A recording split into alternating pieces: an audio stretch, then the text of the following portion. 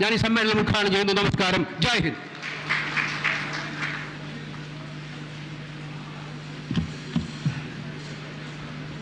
ആദരണീയനായ പ്രതിപക്ഷ നേതാവ് ശ്രീ വി ഡി സതീശൻ അവർ.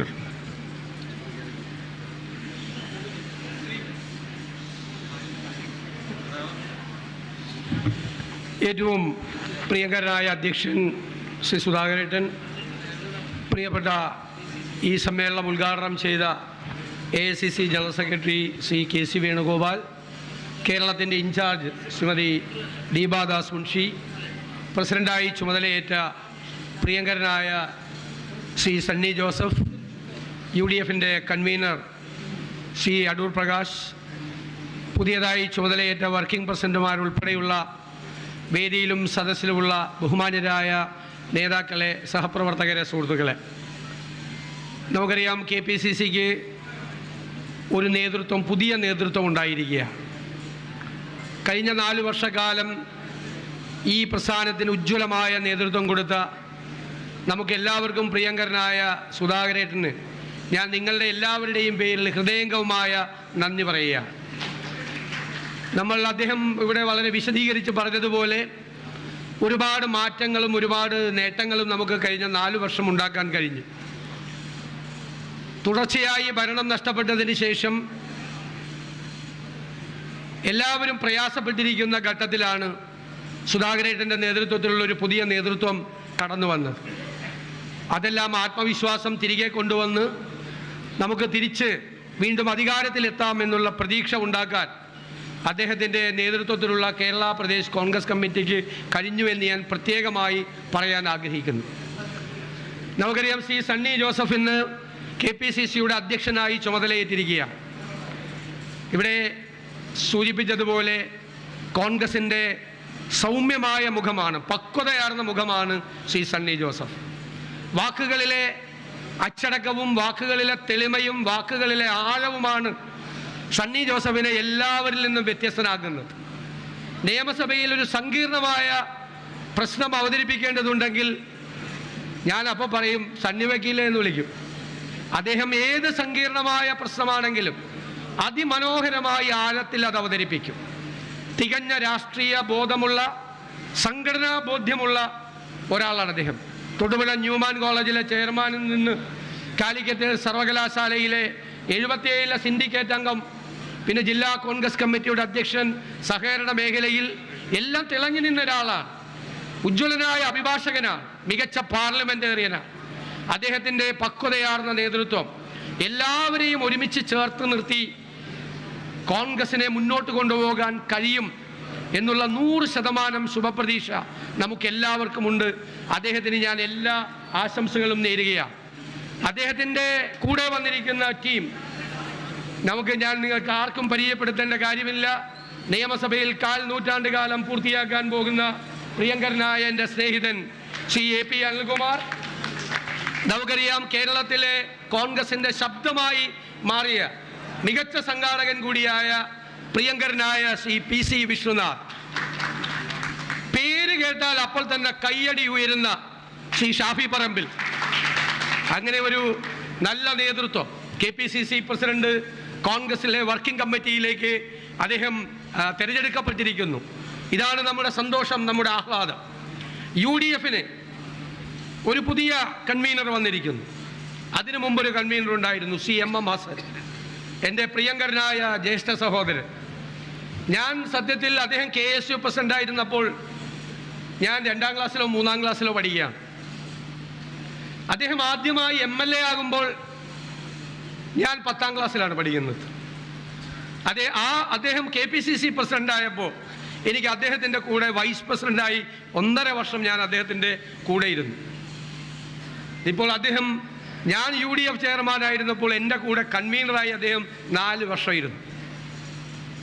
എന്തൊരു സ്നേഹബന്ധവും എന്തൊരു ഊർജ്ജസ്വലതയുമായിരുന്നു അദ്ദേഹത്തിൻ്റെ പ്രവർത്തനത്തിനെന്ന് എനിക്ക് പറയാതിരിക്കാൻ വയ്യ. മുഴുവൻ നിങ്ങൾ പറയുന്നു UDFൽ കഴിഞ്ഞ 4 വർഷമായി ഒരു അപസ്വരം ഉണ്ടായിട്ടില്ല, ഒരു അപസ്വരം ഉണ്ടായിട്ടില്ല.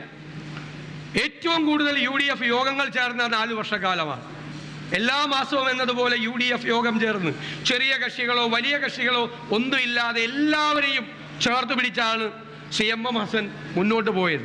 അദ്ദേഹത്തിനോട് വാക്കുകളിൽ പറഞ്ഞു തീർക്കാൻ കഴിയുന്ന നന്ദിയല്ല ഞങ്ങൾക്ക് എല്ലാവർക്കും ഉള്ളത്. മുഴുവൻ UDF ഘടകകക്ഷികൾക്കും വേണ്ടി അദ്ദേഹത്തോട് സ്നേഹപൂർവ്വം നന്ദി പറയാൻ ഞാൻ ഈ അവസരം ഉപയോഗിക്കുന്നു. ശ്രീ KC വേണുഗോപാൽ ഇവിടെ അടൂർ പ്രകാശിനെ കുറിച്ച് ഇവിടെ പറഞ്ഞു. ചെല്ലുന്നതെല്ലാം തൊട്ടതെല്ലാം പൊന്നാക്കി മാറ്റിയ ഒരാളാണ് UDF കൺവീനറായി പുതിയതായി വരുന്നത്. അപ്പോൾ സമഗ്രമായ നേതൃത്വമാണ് UDFനും കോൺഗ്രസിനും ഉണ്ടായിരിക്കുന്നത്.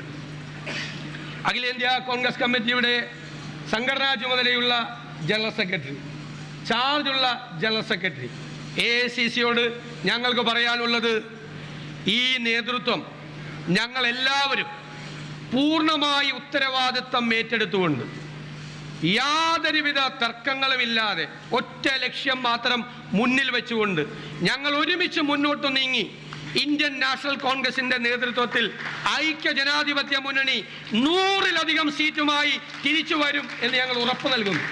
അഖിലേന്ത്യാ കോൺഗ്രസ് നേതൃത്വത്തിന് ഞങ്ങൾ ഉറപ്പ് നൽകുന്നു. ഇത് വാക്കാണ്.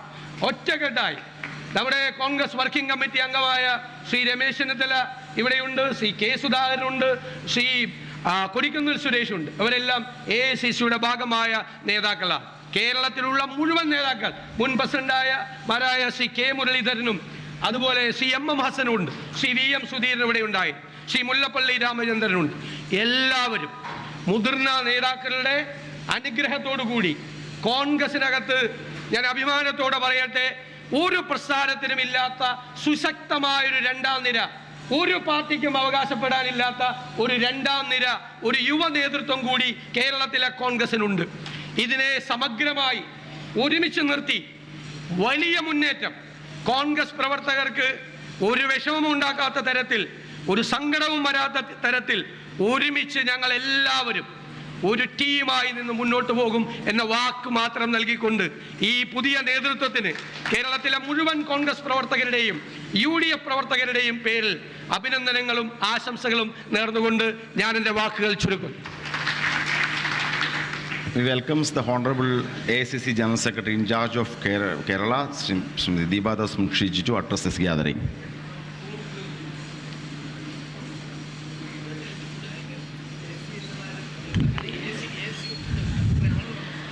Respected AICC General Secretary Organization KC Venugopal ji,